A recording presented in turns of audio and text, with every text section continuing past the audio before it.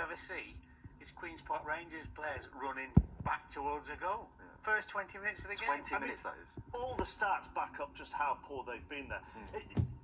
All those players that were highlighted are experienced, and yet they're not talking to each other. In the post-match interviews, they're alluding to some players, Rob Green and Clint Hill, that some players aren't with them, that they are a divided squad. Well, if there is divide within that changing room, they're not going to be have any chance whatsoever of staying in that league, and it's obviously true. Rob Green's not happy. He's always at the forefront, giving interviews. Clint Hill, they're always. Rob Green gets put out after every defeat virtually to face the media.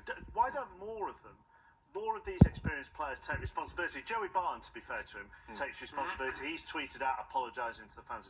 Clint Hill has obviously done it. But it seems to be the same few faces who take responsibility for QPR's poor performance. Listen, I'm sorry, this is going back 2 years, is it not? Didn't we have a case a couple of years ago as well, where trying to fight to stay in the Premiership, some players wouldn't even get strict to play on the bench. So, listen, that club quite easily could go through the Championship and be relegated to Division 1 unless it's sorted out. I played in the game at Reading when they went down, and I have to say, I mean, as a changing room, it was one of not a huge amount of disappointment which I expected to see. It was quite shocking at the time, but it was clear as day to the fans. They were really upset, obviously, by the lack of commitment shown, by certain players, and I think. And that's still there. Well, I wouldn't say it's as excessive. I wouldn't say it's as excessive as it is now. But there's obviously some issues because, I think a few of the players there alluded to the fact they wasn't happy. There were some players that wasn't at the game today. It's like a cancer, it needs cutting out. Well, let's just hear back again from Ramsey, Hill and Green about what the future might hold for QPR. Will the club capitulate? I don't think the club will. I think they've got good owners and they've got Les Ferdinand at the helm who's going to put a long-term strategy into place. And I think that the future looks bright for QPR, apart from dropping its status at this stage of the proceedings. As I say, it's easier to stay in the Premier League than it is to get promoted from the Championship.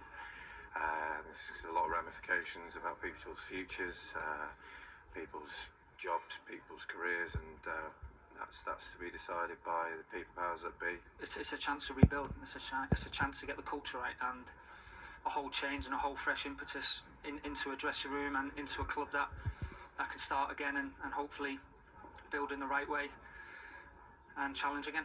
It's a small club, but it's a great club, and Premiership football is what it craves, and I think that we'll be trying our best to make sure all that Premiership football comes back to Loftus Road. So Chris Ramsey always says they're going to try their best. Clint Hill talks about a culture change, and this might give QPR fans hope. I don't know, Jermaine, but there are a lot of players who could be on their way this summer.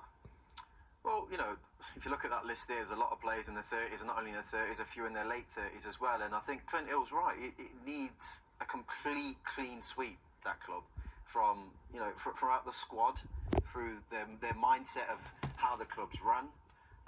It just needs revamping. I mean, I look at Southampton, and they went down a couple of leagues. They went down into League One eventually, but did it slowly, but did it in the right way. Rebuilt their whole structure of their club, and that's something that QPR need to look at as well. When did Wolves went 2 divisions, didn't they? Wolves went 2. They look like they could go 2 divisions easily. But I presume Les Ferdinand's been brought in to obviously start to address all those situations, but it'll take about a long time to come back to the Premier League. And history backs that out. It backs that up when you look at sides that have gone down. Only a couple, QPR being one of them, West Ham the other, who've immediately come back the following season. Of course, Norwich could do it depending on how the playoffs go in the Championship. So 2 out of 12. And they might have a £60 million fine to cope with for breaking Football League financial fair play rules as well, depending on how that judgment goes.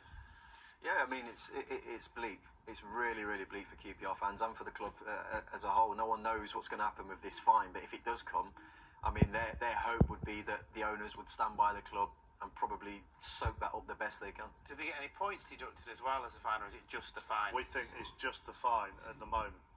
Just as well, isn't it?